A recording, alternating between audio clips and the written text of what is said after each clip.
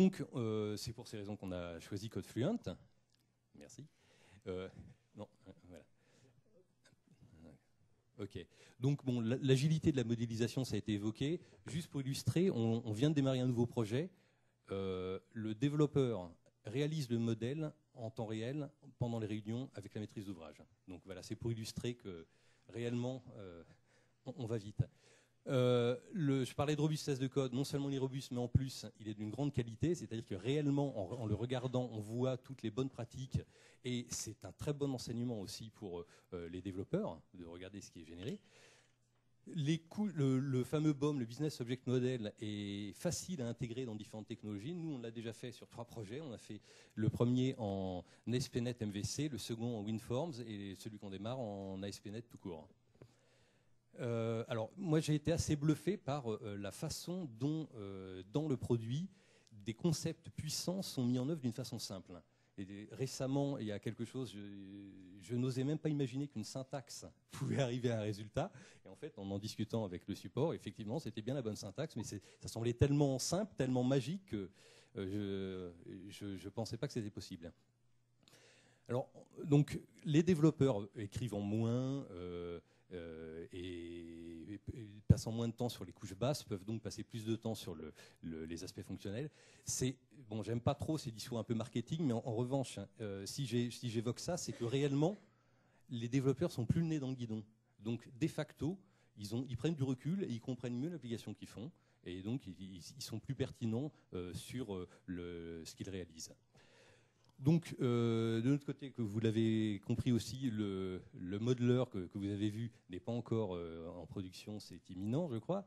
Donc, de notre côté, moi, il y a un point qui me tient à cœur, c'est que même s'il n'y a plus à louer les vertus des procédures stockées, il y a quand même des cas d'usage où travailler sans procédures stockées pour des petites applications internes donne une plus grande agilité quand le modèle de données est stable et que c'est au niveau des requêtes qu'on agit.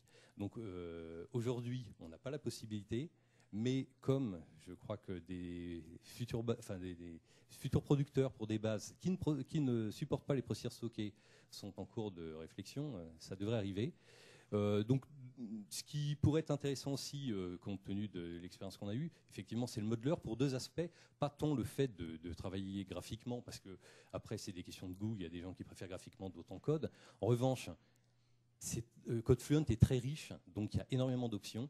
Le modeler donne une vue d'ensemble. Donc, c'est plus facile de trouver où régler les choses. Et puis, quand on commence à avoir des projets un peu complexes, pour prendre du recul, avoir une vue d'ensemble, l'aspect graphique, là, est sans égal. Je vous remercie. Merci beaucoup, Yvan. Donc, je vais demander à Luc Lévy de Logica. Merci. Donc, bonjour tout le monde. Vas-y. Donc, je vais vous présenter un petit peu Logica, que certains d'entre vous connaissent. Pour faire un petit peu simple, on est à 90% en France l'ancien Unilog, qui a été racheté par Logica il y a quelques années. Bon, qu'est-ce que Logica ? Logica, en soi, c'est une société de 40 000 personnes dans le monde. En France, on est 9 000.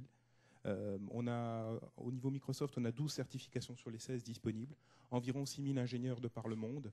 On est bien sûr certifié Gold. Aujourd'hui, pour une société, ça veut dire assez peu de choses parce qu'il y a plusieurs milliers de sociétés qui sont certifiées Gold Microsoft. On est une des 6 sociétés mondiales à être Global Strategic Partner de Microsoft. Voilà, ça c'est plus parlant. Pour ce qui est de la façon dont on fonctionne avec Microsoft, on a des alliances, on a des gens qui sont nommés et qui travaillent, donc c'est le job à temps plein de parler avec Microsoft, de se tenir au courant, et on a un homologue côté Microsoft qui fait la même chose avec nous. Donc je ne vais pas insister plus là-dessus, mais non seulement on est très actif opérationnellement sur Microsoft, mais on mise dessus, c'est notre axe de développement, un de nos axes de développement stratégique, et il y a des gens qui sont en charge de ça, tant au niveau France qu'au niveau mondial. Alors, les enjeux, il y en a plusieurs, j'ai essayé de démarquer les 2 principaux. Les enjeux d'une société comme la mienne, qui est une SS2I, c'est les enjeux de mes clients. Et mes clients, ils veulent du progrès, donc ils veulent des choses plus efficaces. C'est certainement pas Mercer ou Colas qui me contredira. Ils veulent plus de fonctionnalités et en général, ils veulent plus de fonctionnalités d'une manière plus industrielle. Je traduis, moins cher. Alors, on y a réfléchi. Bien sûr, on mise sur Microsoft. On a réfléchi à ce que pouvait nous offrir la plateforme .NET. On a aussi un penchant pour la modélisation et le MDA, et assez naturellement, SoftFluent, que personnellement je suis depuis longtemps, est arrivé parmi les solutions qu'on bichonne. Alors, qu'est-ce qu'on en tire? Je parle en troisième, donc j'ai la tâche impossible de dire des choses originales, hein, et beaucoup de choses ont déjà été dites, vous allez retrouver des éléments qui ont déjà été identifiés. Alors j'avais des attentes sur l'architecture et la techno. Elles sont tenues. J'ai un de mes architectes qui m'a dit notamment que c'était state of the art, c'est-à-dire que les couches de code, les bouts de code, vous les trouvez aux bons endroits, à l'endroit où ils doivent être, écrits comme ils doivent être. Et pour avoir vu d'autres générateurs de code dans le passé, c'est pas du code illisible pour un humain avec des classes qui ont un nom barbare établi par des règles, des algorithmes arbitraires. Donc vous allez retrouver dans le code les noms des objets que vous avez donnés dans le modeler. Voilà. Donc vous pouvez prendre la suite et puis c'est compréhensible. Le code est d'excellente qualité, au-delà même d'avoir été généré d'une manière systématique, il est même d'une excellente qualité pour un humain, parce qu'on s'y retrouve. L'avantage que j'y vois, c'est qu'on n'est pas obligé de mettre les geeks ou les cadors sur le sujet. Vous pouvez mettre une équipe mixte réellement, avec quelques cadors, et puis aussi des gens moins chevronnés, et la productivité ne s'en ressentira pas.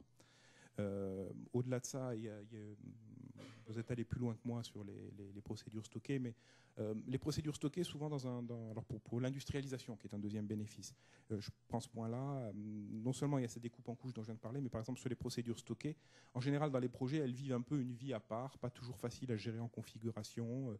Elles sont dans les bases de données, pas toujours d'ailleurs à la main des équipes de développement, mais parfois des administrateurs système. Ici, il y a une grosse partie de ce qui serait en standard dans des procédures stockées que vous allez retrouver dans l'outil, que vous pouvez gérer en version, que vous pouvez ramener au niveau de l'équipe de développement et avec le contrôle des développements dont vous avez besoin. Et enfin, la charge de travail, j'ai dit moins cher tout à l'heure. Donc, en général, c'est moins cher. Et plus on arrive à se coller au produit, moins c'est cher. Et d'une façon générale aussi, même quand vous avez de gros efforts à faire sur la personnalisation, ou dire l'avantage concurrentiel d'avoir de la modélisation se diminue, vous êtes plus prévisible dans l'estimation de vos charges, dans l'identification de vos charges et dans la fin de vie du projet. Donc ça contribue aussi à diminuer l'effet tunnel et à avoir donc un projet qui semble mieux tenu et de meilleure qualité. Alors on a des attentes pour le futur, bien sûr on ne s'arrête pas là quand on mise sur un éditeur. Les attentes, il y en a certaines qui ont déjà été données aussi, j'ai pensé aux deux suivantes, c'est-à-dire sur les futures versions. Visual Studio 2010 sort, ils incorporent dorénavant des fonctionnalités de modélisation. Aujourd'hui, je considère que CodeFluent a de l'avance là-dessus et je souhaite qu'il la garde. Voilà. Donc, il nous apporte un différenciant par rapport à Microsoft. Et c'est l'apanage des petites sociétés du réseau ID d'arriver à apporter la petite pointe de piment de plus. Et une autre, c'est sans doute parce qu'on n'a pas encore eu l'occasion de le mettre en place sur les projets. J'ai pas mal d'attentes sur la richesse technologique, les palettes technologiques qui nous sont offertes. Aujourd'hui, je trouve très riche la technologie Microsoft, mais comme Java est devenu aussi très riche, dans Microsoft, vous avez du WinForm, vous avez du WPF, puis vous avez du Silverlight, et puis du web ou du PowerWeb, du MOS. J'attends que ça simplifie la vie de nos développeurs encore plus, notamment sur les technologies innovantes comme du WPF ou du Silverlight. Voilà. Merci de votre attention.